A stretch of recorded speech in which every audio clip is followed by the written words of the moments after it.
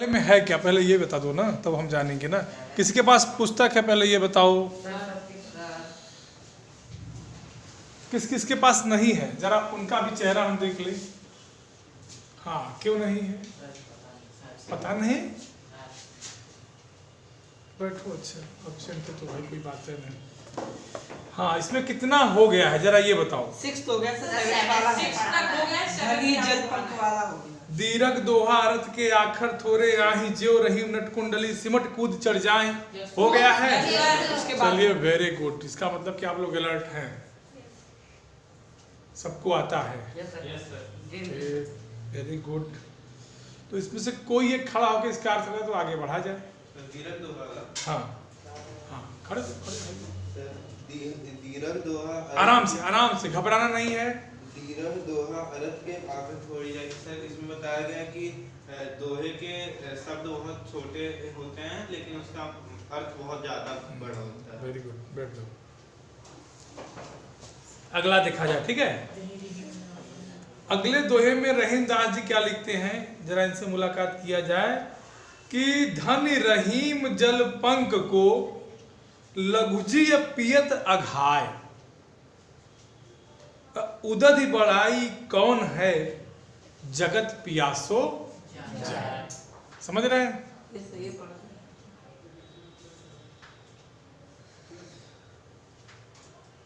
क्या कर रहे हैं? हाँ बिल्कुल।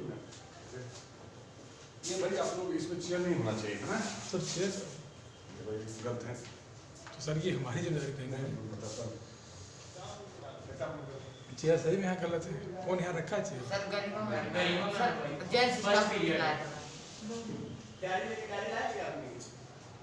ठीक, देखो कह रहे कि धनी रहीम जल पंख। पंख माने जानते हैं क्या होता है? कीचड़, कीचड़, सब कीचड़, कीचड़ नहीं यार, पंकज माने होता है, देखो जहां जल लग जाए वहां जन्म लेने वाला। तो पंख माने कीचड़, अब पंकज माने जो जल कीचड़ में जन्म माने कमल। ठीक, तो कहते हैं कि धन रहीम जल पंख को लघुजी पियत अघाय, उदधि बढ़ाई कौन है जगत पियासो जाए। धन रहीम, रहीम दास जी कहते हैं धन्य है। क्या धन्य है? और भैया यहाँ वो कुर्सी हटाइए। हाँ वो हटाइए उसको। आप उधर से, इधर से थोड़ा दिक्कत हो जाएगी आपको। यहाँ से ठीक है। कौन लाके रखा है यहाँ? कौन कौन कौन लेके आया है?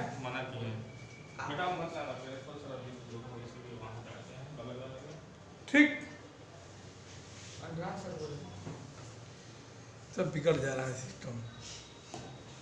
कह रहे थे कि रहीमदास जी कहते हैं कि धन्य है। धन्य कौन है? पंख माने कीचड़। कीचड़ क्यों धन्य है? क्योंकि कीचड़ में पानी होता है।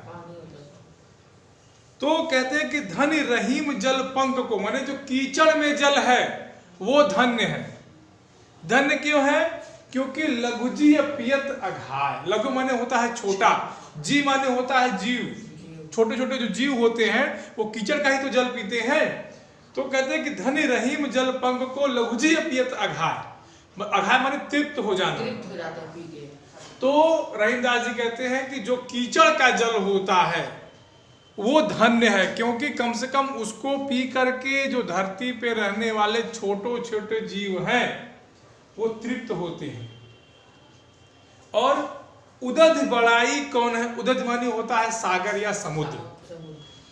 उदधि बढ़ाई कौन है जगत पियासो। अब उस समुद्र की हम क्या महिमा मंडन करें, उस समुद्र का हम क्या बखान करें जिसमें इतना जल रहने पर भी संपूर्ण संसार क्या होता है? प्यासा रह जाता है। ठीक, अगला देखिए। कहते हैं कि नाद रीझ तन देत मृग नरधन हेत समेत, ते रहीम पशु से अधिक रीझे हूं कछु न दे। नाद रीझ तन देत। नाद माने होता है संगीत, ध्वनि। नाद रीझ संगीत से खुश होकर के, ध्वनि से, रीझ माने होता है खुश होना। रीझ माने क्या होता है? खुश होना।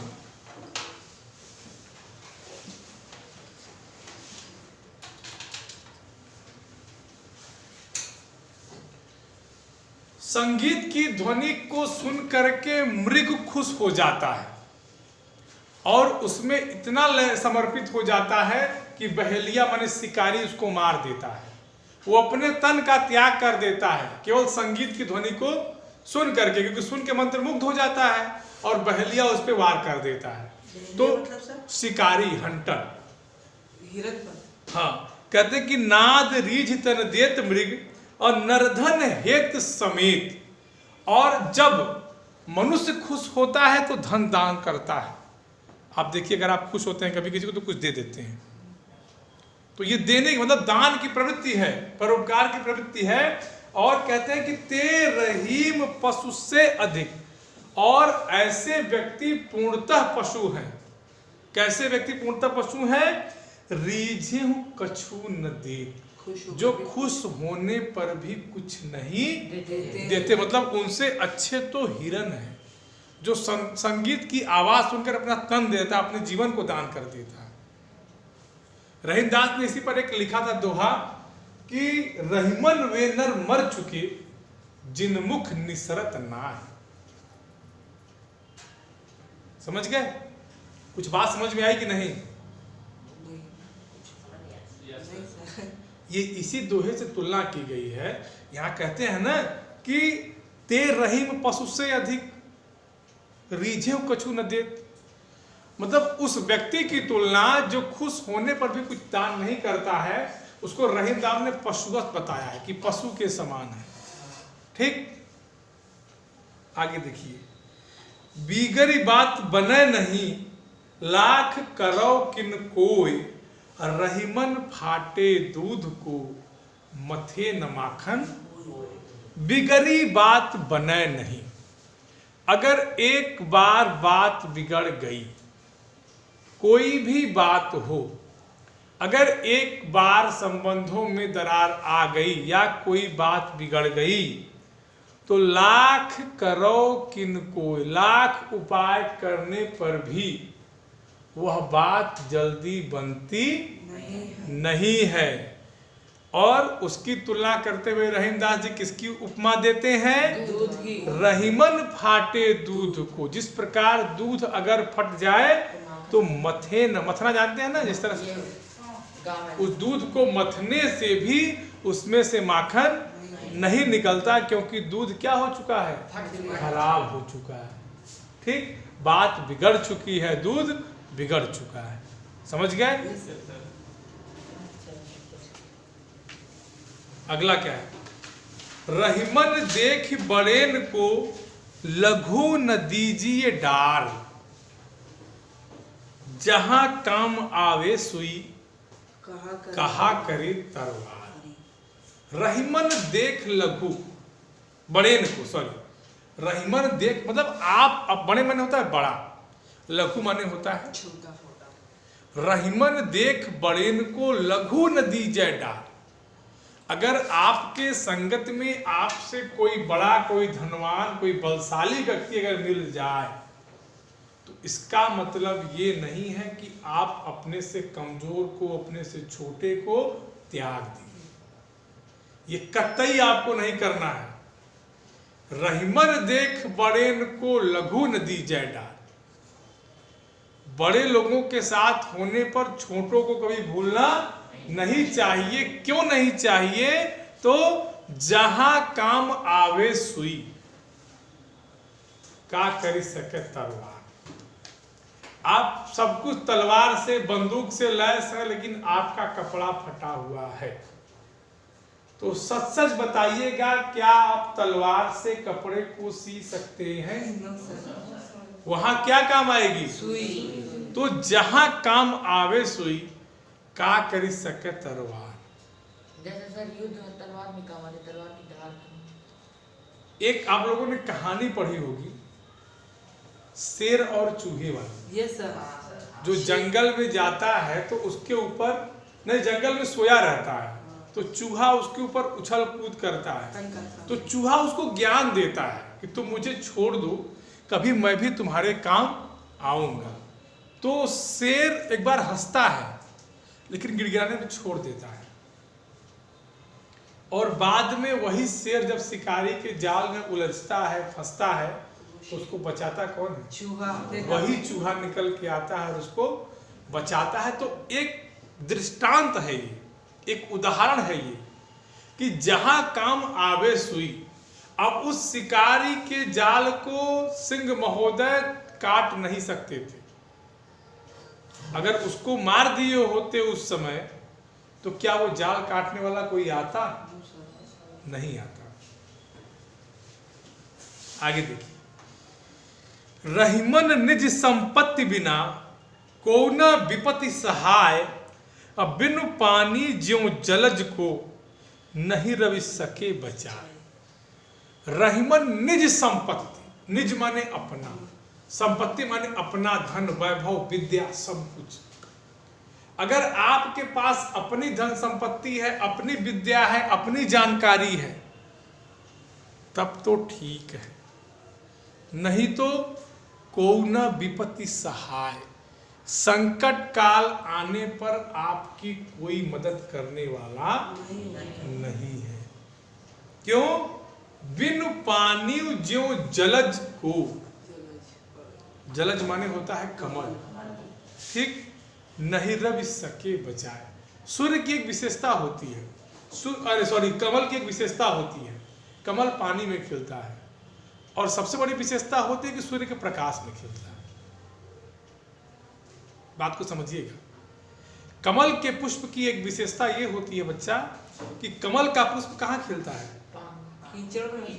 कीचड़ में या पानी में। और दूसरी विशेषता क्या है कि सूर्य का प्रकाश में ही वो क्या होगा? कमल पल्लवित होगा, खिलेगा। तो उसकी उसी का उदाहरण देते हुए कहते हैं कि बिनु पानी ज्यों जलज को, कमल के पास पानी ना हो तो 50 डिग्री सेंटीग्रेड पे भी अगर सूर्य चमके तो क्या कमल खिल जाएगा? कमल का फूल लाके यहाँ रख दीजिए, पौधा तोड़ के लाइए, मिट्टी में लगा दीजिए, यहाँ जो सूखी मिट्टी है, और टेम्परेचर बढ़िया है, इस समय धूप अच्छी खासी खिली हुई, तो क्या वो कमल खिल जाएगा?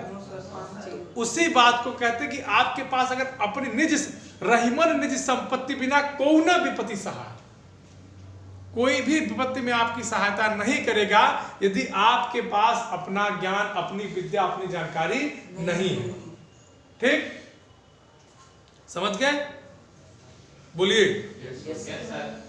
आगे देखिए, रहीमन पानी राखिए बिनु पानी सब सून। ध्यान से समझिएगा, रहीमन पानी राखिए बिनु पानी सब सून, और पानी गए न उबरे मोती मानुष चून। इस पर ध्यान दीजिएगा। आप जो पानी शब्द है वो एक बार आया है, एक बार मतलब कि पानी शब्द ही आया है, पानी का कोई दूसरा अर्थ नहीं आया, लेकिन उस पानी से 3 लोगों को मिलाया गया है, मोती मानुष चून। मोती कहाँ रहता है? चूना किस में भिगोया जाता है? मनुष्य पीता क्या है? लेकिन यहां पानी के 2, पानी कितने अर्थ हैं? 2। कौन कौन से? एक पानी का मतलब होता है सम्मान या मर्यादा। लोग कहते हैं ना कि तुम सर्व से पानी पानी हो गए। पानी माने होता है मर्यादा, आचरण, चरित्र, सम्मान, और एक पानी का मतलब होता है जल।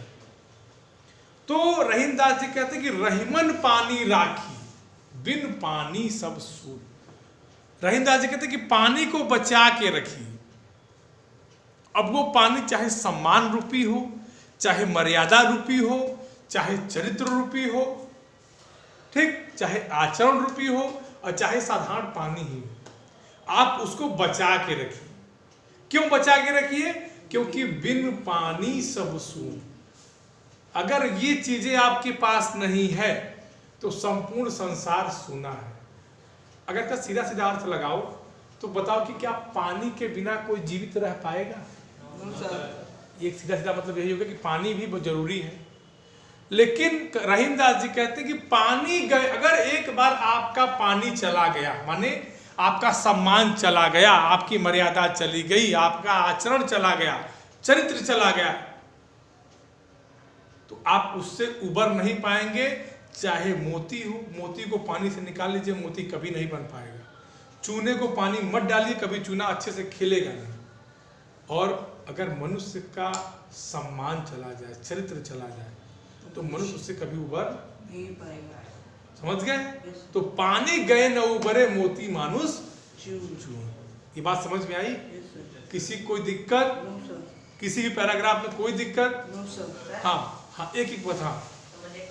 हाँ बताओ, किस पैराग्राफ में? पैराग्राफ में किस दोहे में? चित्रकूट में रमि रहे। रमि नहीं होगा, रमि छोटी की मात्रा होगी, ध्यान से देखना। चित्रकूट में रमि रहे, रहीमन अवध नरेश, जापर विपदा परत है, सो आवे एहि तीस। चित्रकूट एक जगह का नाम है। चित्रकूट में भगवान राम भी रहे हैं, रहीम दास भी रहे हैं, तुलसीदास भी रहे हैं। भगवान राम को 14 वर्ष का वनवास हुआ तो चित्रकूट में 13 साल रहे।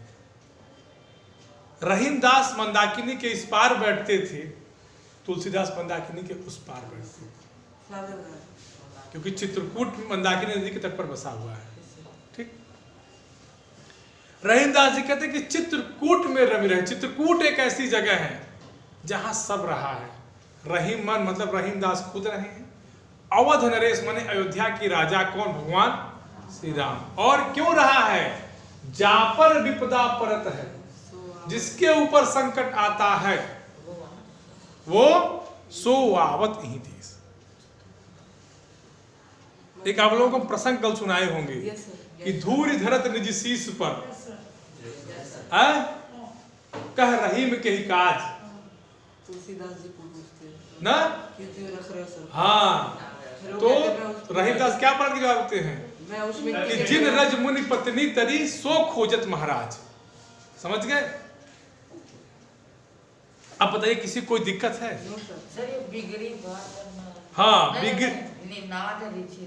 नाद रीझ तन देत मृग नरधन हेत समेत। नाद देत, संगीत की ध्वनि को सुनकर मृग माने हिरण अपने शरीर को त्याग देता है। नरधन हेत समेत, मनुष्य खुश होकर के अपने धनों को दान देता है, त्यागता है। लेकिन ते रहीम पशु से अधिक, वे रहीमदास जी कहते हैं कि वे मनुष्य साक्षात पशु के समान है, जो खुश होने पर कुछ नहीं देते। ठीक। और बताइए,